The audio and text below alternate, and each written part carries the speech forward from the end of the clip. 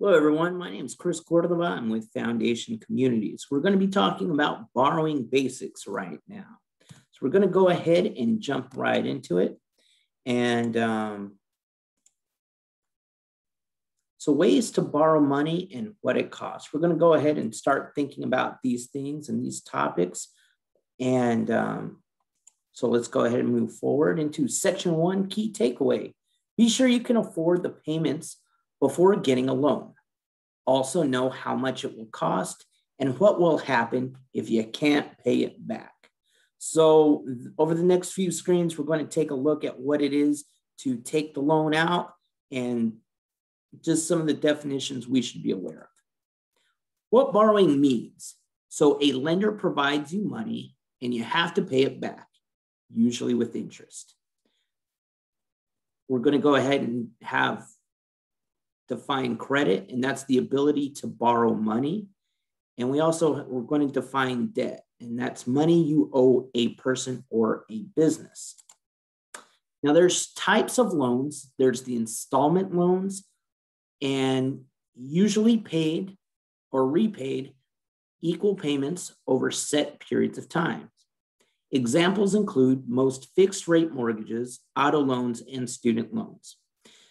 Then the other kind is going to be the revolving loans. These are repaid based on how much you have borrowed. Examples include most credit cards and home equity lines of credit.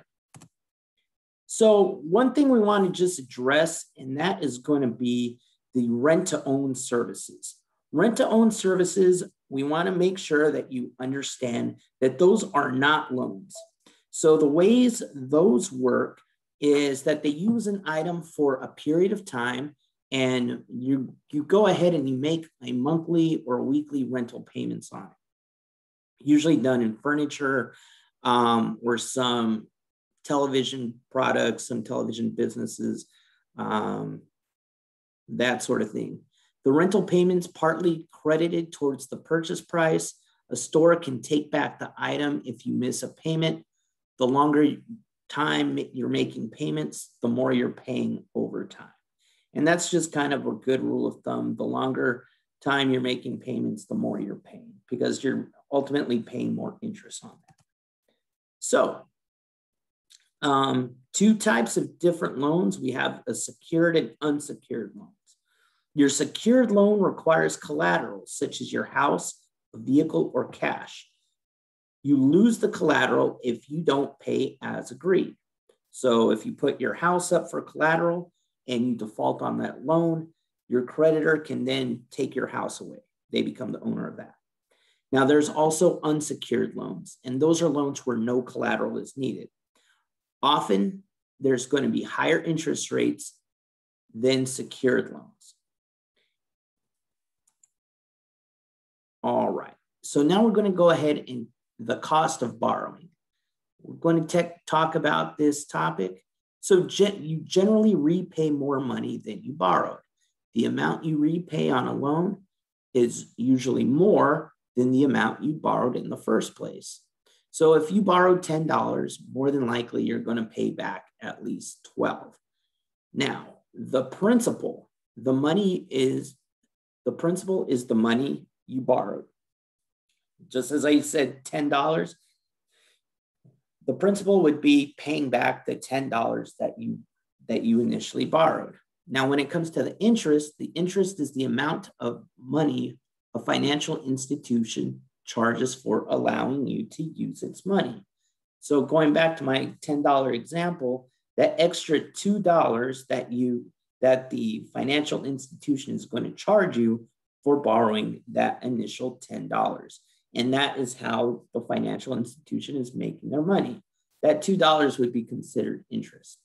Now, on top of interest, it is possible that you're going to have to pay fees. Now, when we pay fees, those may be charged for certain activities like reviewing loan applications. Now, we're going to talk about prepayments. Now, a prepayment, there is an early repayment of all of a loan. It reduces interest costs and pays off the loan. Or early repayment of part of a loan generally reduces interest costs, potentially earlier payoff date, getting you an earlier payoff date. And some loans have prepayment penalties and others do not. So before you take out a loan, you want to find out if there is a penalty for paying back that loan right away. Now, we're going to go ahead and cover truth in lending and comparing offers. There is the Truth in Lending Act, also known as the TILA, and that is going to be a written disclosure. It shows the loan terms in a clear and uniform manner, and you receive the TILA disclosure before you sign off on the loan. And it can help you compare loan offers. So it's going to go ahead and let you find out what is a good loan and what is not a good loan. So just to reiterate what our section 1, our key takeaway is, it is be sure you can afford the payment before getting a loan. Also, know how much it will cost and what will happen if you can't pay it back. So you really want to be aware of those penalties. So always take a look before you take out a loan for that TILA. Now, we're going to go ahead and prepare ourselves for applying for a loan. So as we prepare ourselves for applying for a loan, our key takeaway here is considering what lenders look for when deciding to loan money, and it helps prepare you to apply for a loan. It's a lot like studying for a test. You want to make sure you know what's on the test before you take it. So factors lenders may use in their decisions. Methods vary by lenders, but the key factors lenders may use is your credit, also known as your character, your capacity to pay back that loan, your capital, the amount of money that you're working with, your collateral. Now, this is only going to be for secured loans, and conditions. So when we talk about credit, we're also talking about character and how you have paid your bills or debts in the past. So your credit reports and scores are used to evaluate how you have used credit in the past, how many credit accounts you currently have, whether you have ever filed for bankruptcy or had property repossessed or foreclosed upon, made any late payments.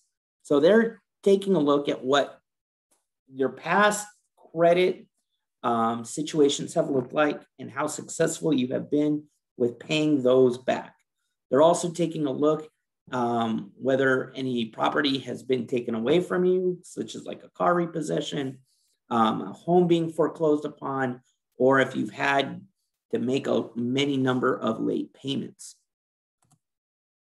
Now we're going to talk about capacity, and this is going to be your present and future ability to meet your payments. So how much of your income goes to pay debt is going to be looked at.